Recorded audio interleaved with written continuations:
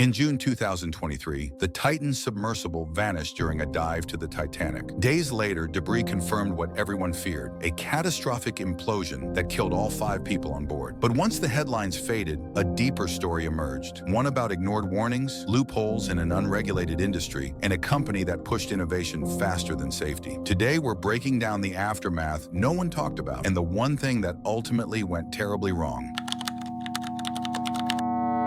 When Titan stopped responding, rescue teams searched desperately. But when the Coast Guard confirmed the implosion, every hope of survival ended instantly. Less than a week later, remotely operated vehicles found debris scattered 12,000 feet down in pitch-black, bone-crushing pressure. The recovery team brought up critical pieces, the tail cone, fragments of the pressure vessel, and eventually what they called presumed human remains. Everything was handled with extreme care. Containers and tarps were lifted off ships in Newfoundland under tight security. For investigators, each piece mattered, not just as evidence, but as a record of 5 lives that ended in seconds. Families waited during these early days, watching as debris was logged and photographed. The mission shifted from search to understanding what happened and why.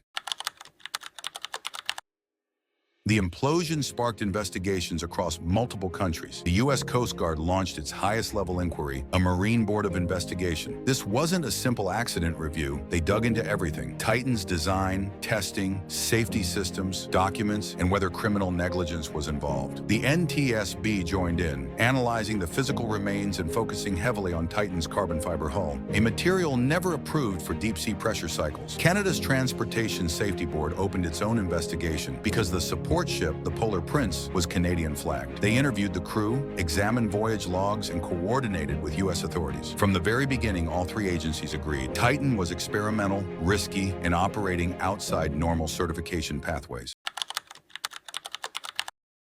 OceanGate shut down all operations almost immediately. What had once been sold as bold innovation suddenly looked reckless. Experts had warned the company for years. A carbon fiber hull might not survive repeated dives to Titanic depths. The material could weaken from stress cycles, creating tiny failures that build over time. OceanGate didn't follow third-party certification, using regulatory gray zones to operate outside established safety standards. Former employees told investigators that serious concerns were dismissed or punished. The Coast Guard later called it a toxic culture where speaking up could cost you your job. And hauntingly, old interviews resurfaced of CEO Stockton Rush saying he broke some rules because he believes safety slowed down innovation. After the implosion, those words hit very differently. Soon after, families began filing lawsuits. One of the biggest came from the estate of famed Titanic expert Paul-Henri Nargeolet. In 2024, they filed a $50 million wrongful death suit claiming OceanGate hid the true risks. The suit argued Titan's construction had hidden flaws, safety warnings were ignored, and Nargeolet would never have boarded if he'd known the craft's real condition. While passengers signed liability waivers, legal experts say waivers don't protect companies from claims of gross negligence, acting recklessly or ignoring known dangers. The lawsuit also targeted several design and manufacturing partners, arguing they helped build a vessel that was not seaworthy. For families, this wasn't just about money, it was about accountability, forcing the truth into the open.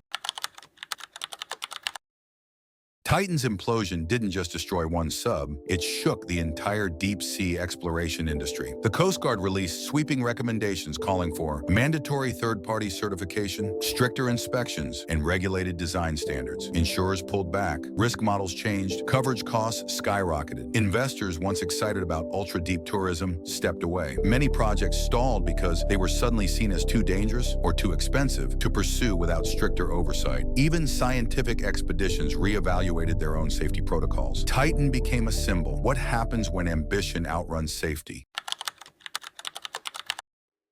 The story dominated global news. With billionaires, explorers, and the Titanic involved, it became a modern myth, a tragedy layered on top of another tragedy. The public reacted in wildly different ways. Some people were deeply empathetic. Others posted memes mocking the sub's design or the wealth of the passengers. A dark, complicated mix of grief, frustration, and internet culture. Documentaries appeared almost immediately. Netflix released Titan, the OceanGate disaster, featuring whistleblowers, internal audio, and former employees. Major networks produced their own deep dives into the company and the fatal decisions that led to the implosion. The disaster sparked debates about risk, privilege, adventure, and how far humans should go in pursuit of the extreme. Once investigators had Titan's remains in the lab, the biggest questions finally had answers. The carbon fiber hull showed delamination, layers separating over time. Investigators linked this to an earlier dive when sensors detected a loud bang and abnormal strain readings. These signs of damage weren't fully understood or addressed. The joint where the carbon fiber cylinder met the titanium dome also showed potential adhesive failure. The glue may not have been able to withstand years of deep-sea stress. Most importantly, the evidence revealed a pattern. Titan weakened over multiple dives. It wasn't a single catastrophic mistake. It was cumulative damage building invisibly until suddenly the hull could no longer withstand the pressure. The implosion wasn't random. It was the final result of progressive structural failure.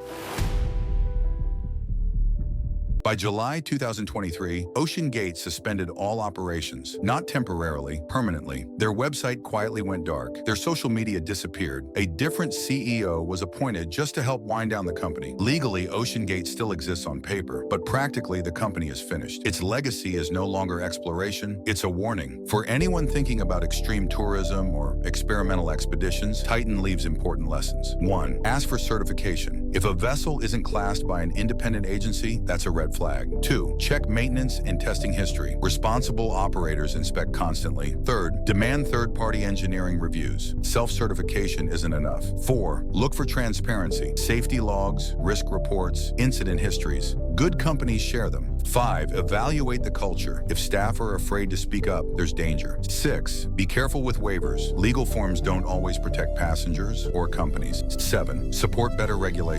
Titan exposed how unregulated this industry was. These lessons apply not just to deep-sea exploration, but to any high-risk adventure. The Titan implosion was over in a fraction of a second, but its impact is still unfolding. Investigations, lawsuits, and new regulations are shaping the future of deep-sea exploration right now. If the industry listens, this tragedy could mark a turning point. If not, we risk repeating the same deadly mistakes. The story of Titan isn't just about how 5 people died. It's about how we choose to explore the world and the responsibility that comes with it.